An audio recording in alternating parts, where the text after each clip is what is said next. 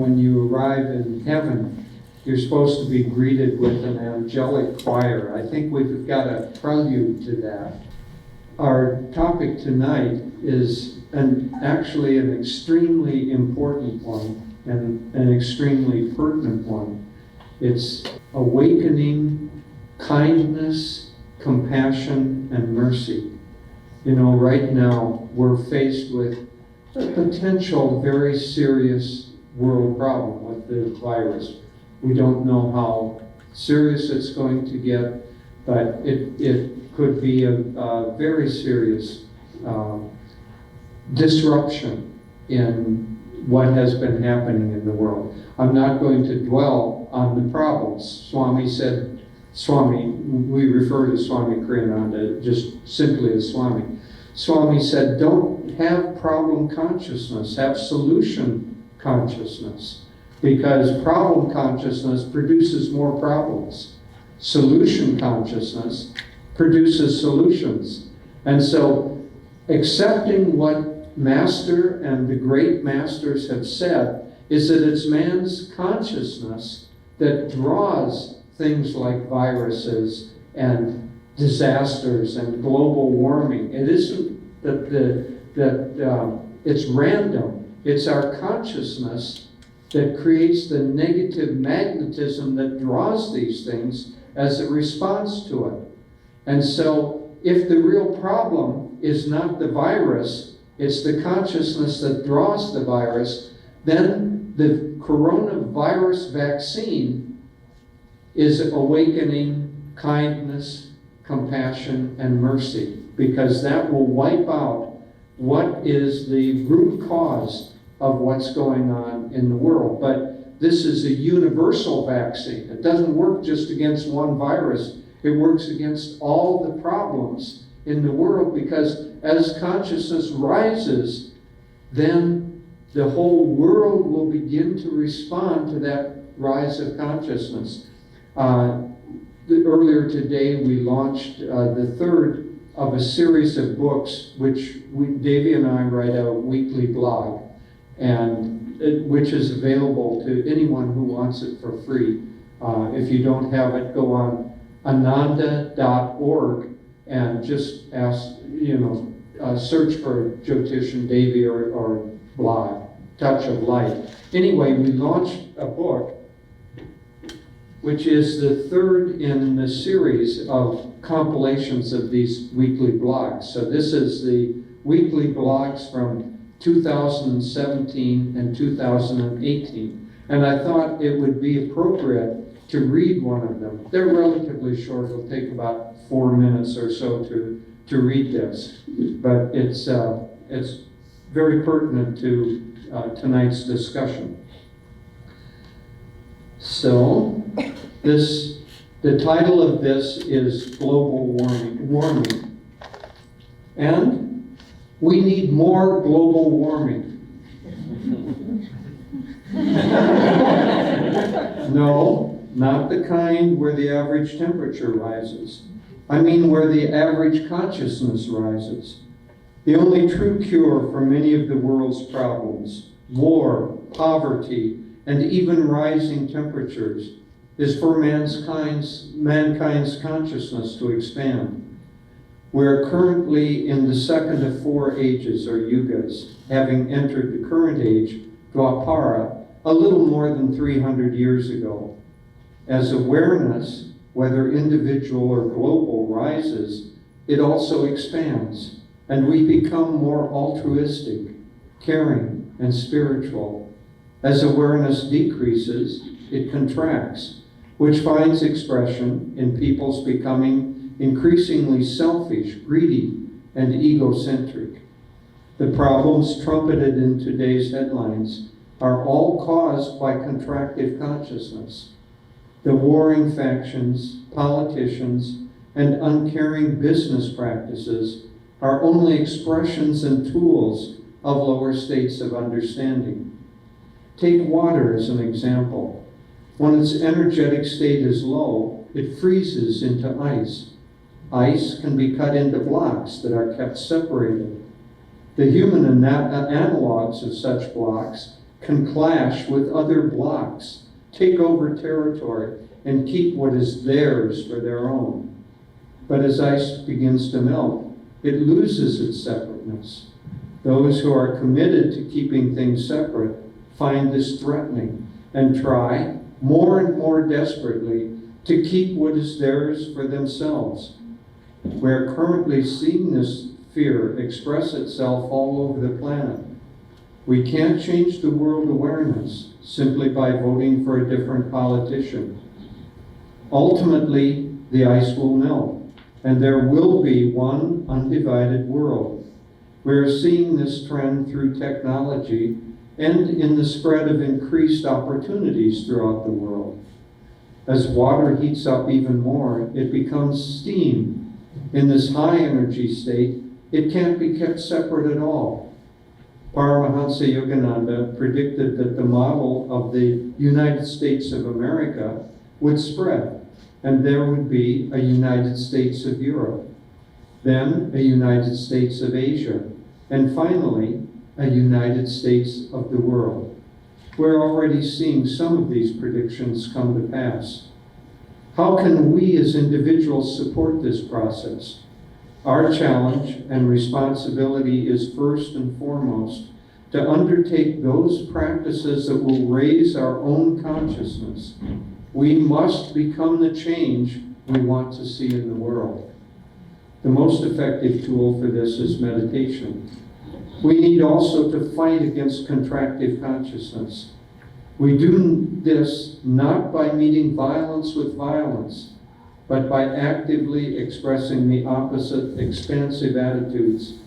The beautiful prayer commonly attributed to St. Francis expresses this perfectly. Lord, make me an instrument of thy peace. Where there is hatred, let me sow love. Where there is injury, pardon. Where there is doubt, faith. Where there is despair, hope. Where there is darkness, light. Where there is sickness, sadness, joy. O Divine Master, grant that I may not so much seek to be consoled as to console, to be understood as to understand, to be loved as to love. For it is in giving that we receive, in pardoning that we are pardoned, and in dying that we are born to eternal life. The problems in this world are acute, and now is not the time to be passive. We all must become warriors of light and instruments of peace. As each of us does so, we will become agents for global warming, not of temperature, but of hearts.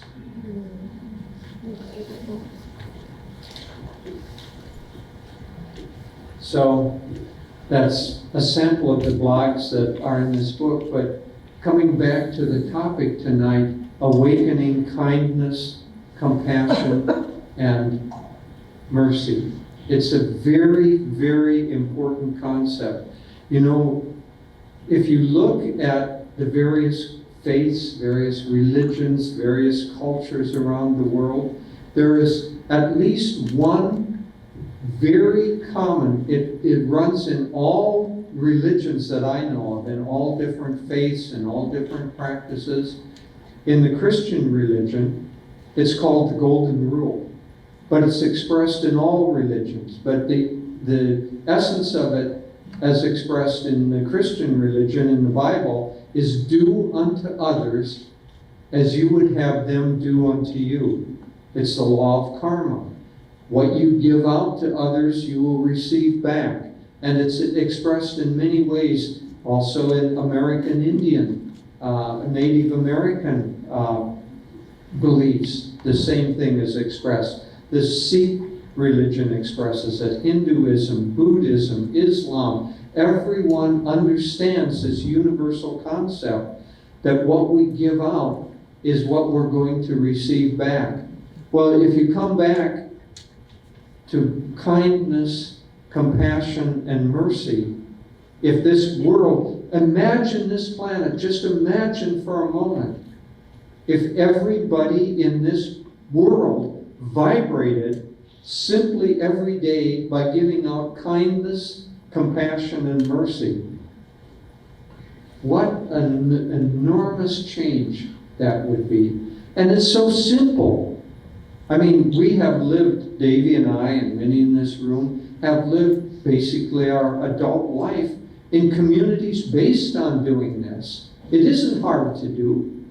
Being kind is not difficult to do. In fact, it's a whole lot easier to be nice to people than it is to be nasty to people. You get back right away. You get positive reinforcement. If you're nasty, you're constantly in conflict.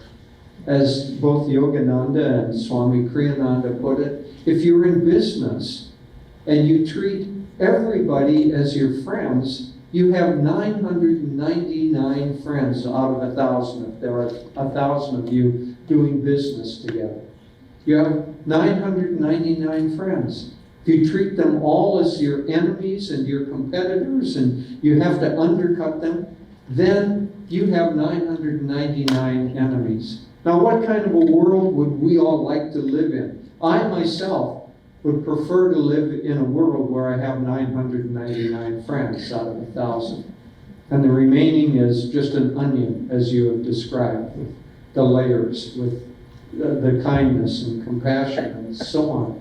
So, if we have a sense of kindness and simply live that way, Yogananda loved to have, images that stick in the mind.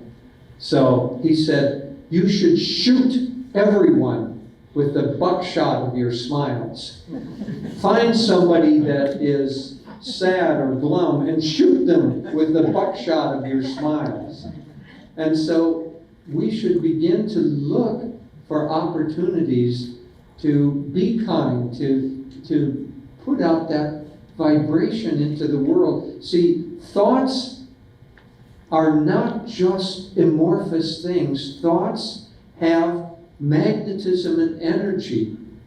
We think of electricity as being energy that runs through a wire, and that produces lights, and it produces all the electronic things that we have. It also produces, as that electricity runs through a wire, it produces magnetism.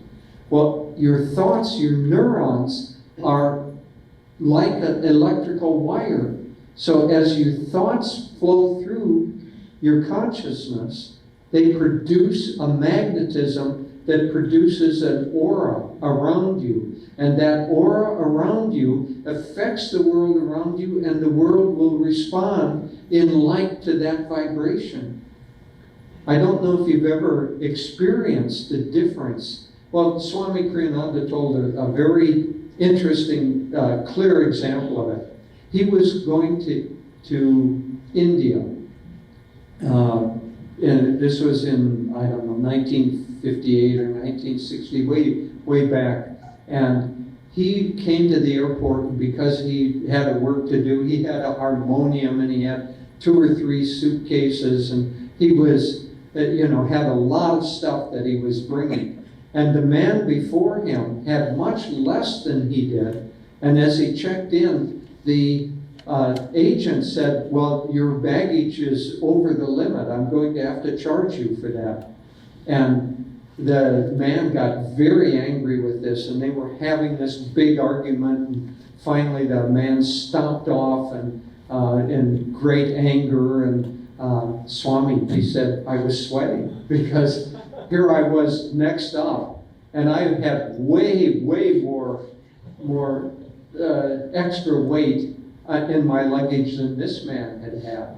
And Swami came up, but he enclosed everyone in an aura of friendship, and like we're all in this together.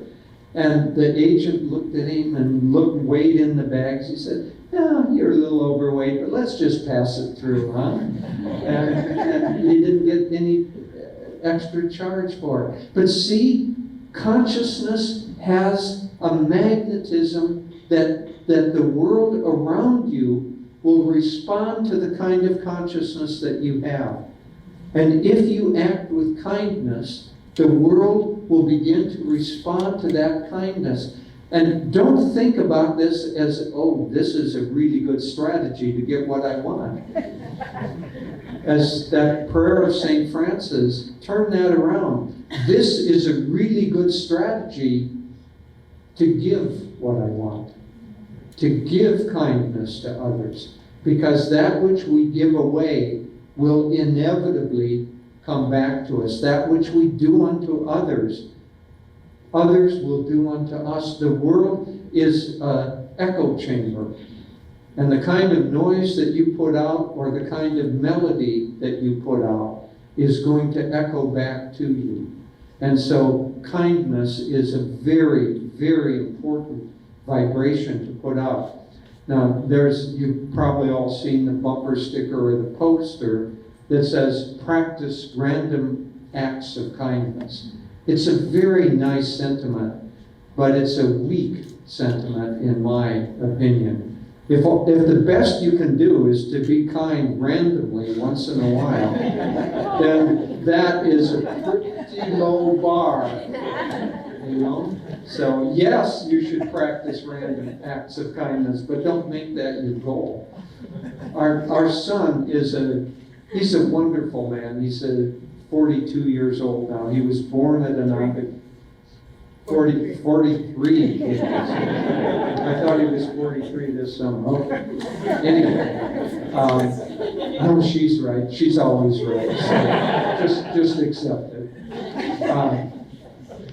So he was born at Ananda, he grew up at Ananda, but he has not chosen to come onto our spiritual path. But underneath he has all of the high-minded attitudes. A couple of years ago, we were having a very nice chat. And we'd been walking in the woods, and a couple of people came by on these loud, off-the-road,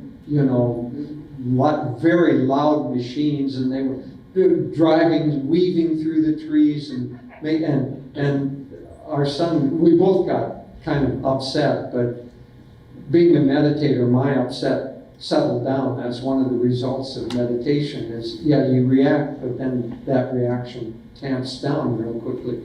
But our son, not meditating, was still carrying that being upset and being a little mad at these people. And we talked about it, and he said, I'm really trying to get over this sense of negative reactions. He said, every month I try to take on a kind of a challenge for improving myself. And he said, the challenge I've taken on this month is to be more kind. He said, it's not that I'm not kind. He said, but I'm kind in a responsive manner. I don't initiate kindness. So if someone asks me to do something, I always agree. I always help them. But I don't look for somebody who needs kindness and go and initiate that act of kindness. Now that's a very nice, very beautiful, relatively subtle understanding. So, as I say, random acts of kindness just don't cut it. We have to be agents of kindness, constantly putting out. Look for opportunities. Tomorrow, you're in a nice, mellow crowd here, so it's easy. But tomorrow, you're going to run into 5 situations at least. I'm just going to give you a number. 5 opportunities to initiate kindness for somebody who needs to be shot with the buckshot of your smiles or the buckshot of your kindness. Now take it on as a challenge to do that. And if you'll do that, that kind of vibration is going to go out and it's going to spread, and those people are going to be kind to the next person, and it'll spread to 3 or 4 people out. And psychologists have studied this phenomenon. If someone stops smoking, their friends tend to stop smoking, and their friends' friends tend to stop. And it goes at least 3 levels out. So any act of kindness that you do to one of these 5 people tomorrow is going to affect a lot more than just that. But most importantly, it's going to affect your consciousness. You will change. You will become happier, more fulfilled. Because, as we were writing in that blog, as our consciousness expands, then we become more altruistic, we become more loving, we become more compassionate. And so that's the way the world works. And it works in the opposite direction too. As we become less kind, the world becomes less kind to us, and what is the result? We become less and less happy and more angry. And I don't know whether you've noticed the headlines recently. Not a whole lot of I'm happy, I'm kind, but a whole lot of I'm unhappy and I'm angry in them. Well, let's turn that around. You and I are on the forefront of what needs to happen. So kindness we can practice with everyone. What about compassion? Compassion comes into play more when somebody does something that you don't like. And you have to choose what kind of a reaction you're going to have to someone doing something that goes against your patterns of likes and dislikes. I heard a beautiful story. There was a high lama in the Buddhist religion, in Tibetan Buddhism. And he had been imprisoned for many, many years in a Chinese prison and tortured. And there was because he was a high lama, there was a kind of worldwide campaign. And finally, after something like 15 years, he was released and came out of that Chinese prison out of China. He was in northern India, and he was talking with the Dalai Lama. And the Dalai Lama said to him, "Were you ever in danger?" And he said, "Oh yes, there were several times I was in very, very severe danger." And the Dalai Lama said, "You mean you were about to die?" He said, "Oh no, I didn't care about that. There were several times where I was almost at the edge and in danger of losing my compassion for those who were imprisoning me." See how keep that model in mind, because when someone is doing something that you don't like, think of that person as having a kind of in this case, a kindness attack, where their kindness, their ability to be positive, their ability to be nice, their ability to do something, they're having a seizure, and they're not able to do that. There's a good illustration of a man riding on a bus, or a woman, either way, doesn't matter, drinking a cup of coffee that they've just gotten, and they're just about to take their first sip on their way to work, all dressed for work, and in this position, and somebody comes and bumps their elbow and they dump the coffee on themselves. And their first reaction is they're really angry. They're going to turn around and give that person a good piece of their mind. And so they turn around in anger and they see that the person who bumped them is blind. Now, doesn't that change immediately? Doesn't that change your perception? Change their perception too. So when somebody does something that you don't like, think that they bumped your elbow and you've spilled the hot coffee of likes and dislikes on yourself. See, that cup of reaction that actually resides in your own mind, but you've spilled it on yourself. And instead of getting angry, reframe that and think that person is blind. That's the way they acted that way. They may not be physically blind, but they're compassionately blind, or their kindness has faded and is no longer clear. And so reframe it, because if you can reframe it and react back to them with kindness or compassion, it will neutralize that energy that is going to otherwise have like a microphone feedback system where they do something, you get angry, they get angry at you, angrier, and the squeal comes in and it just disturbs the peace of the world.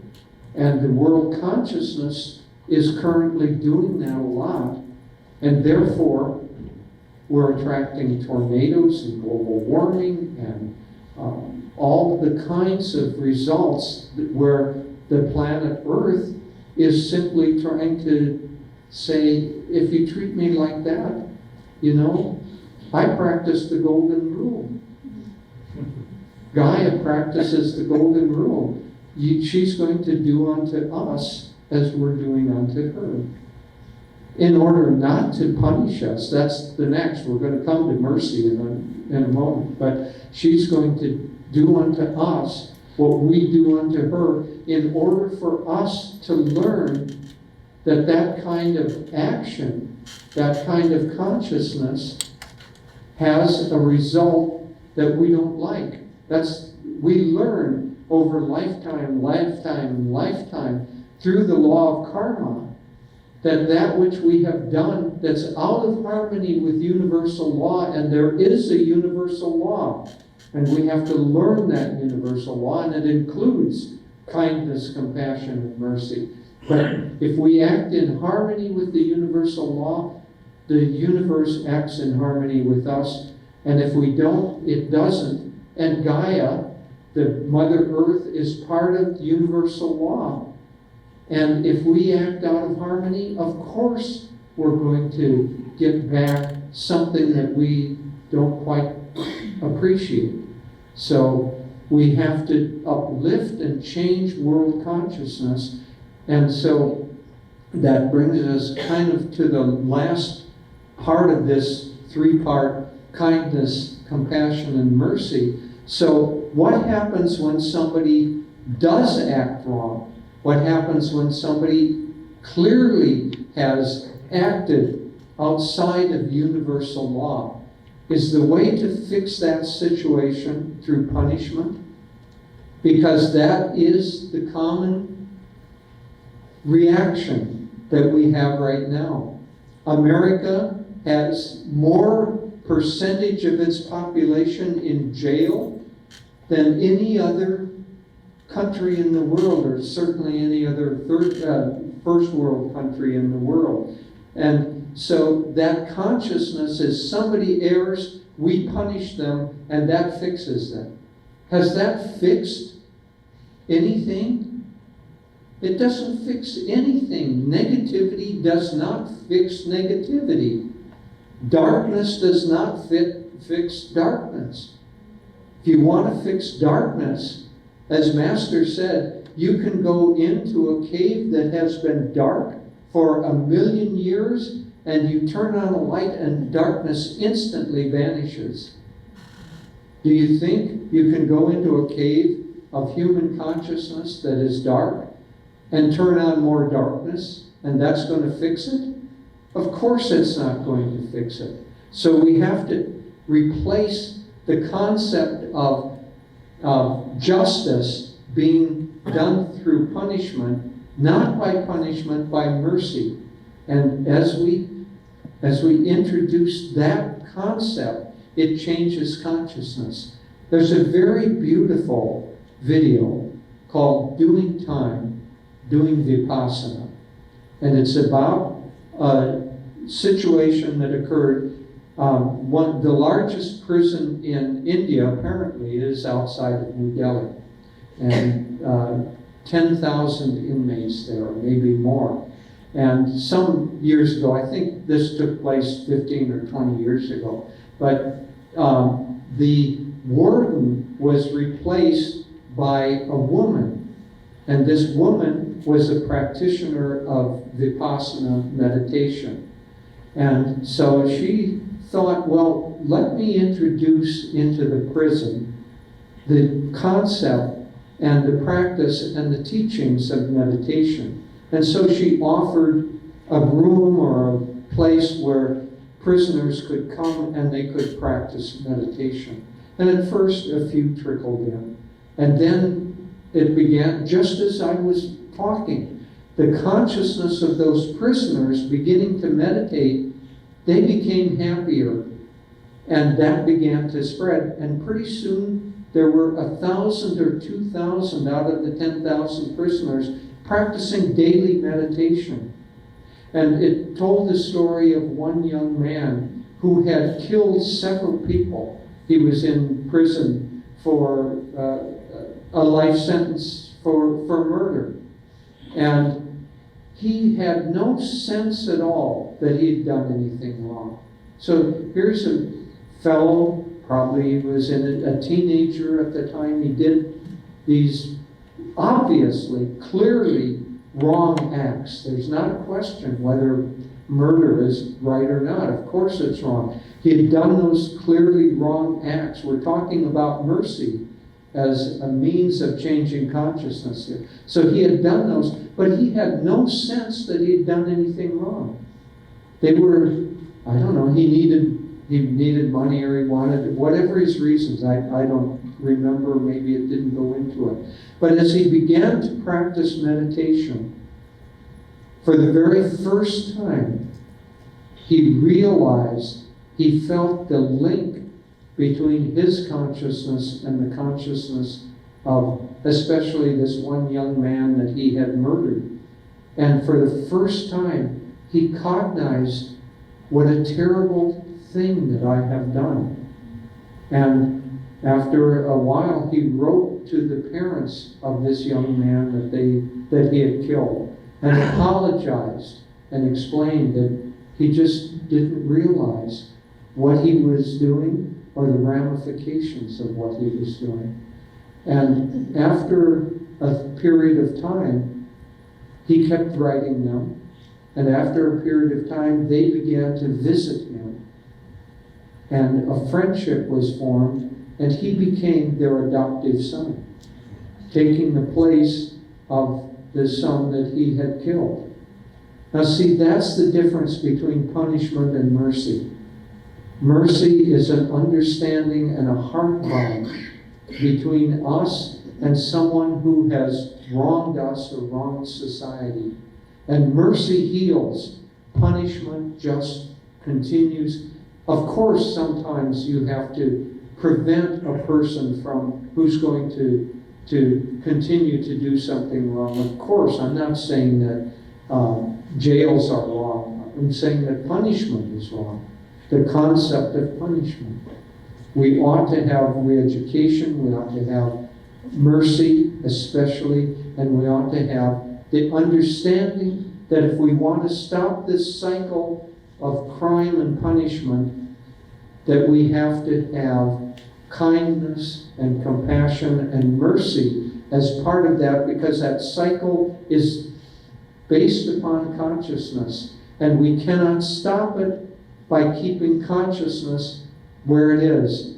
As a saying attributed to Einstein is, you cannot solve a problem on the level of consciousness at which it was created. You have to raise the level of consciousness, and then the solution comes.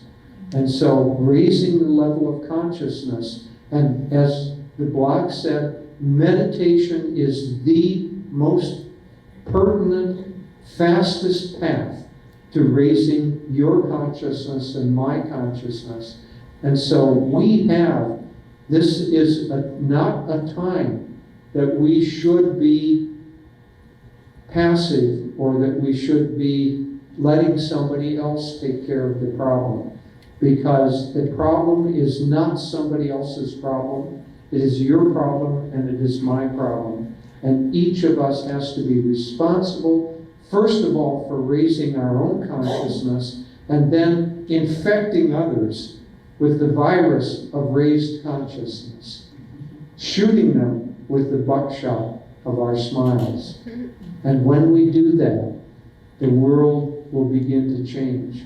And your life and my life will be not only raised in consciousness, it'll become happier, more joyful, and it will take on meaning for the world. And God will then use us as His channels. you.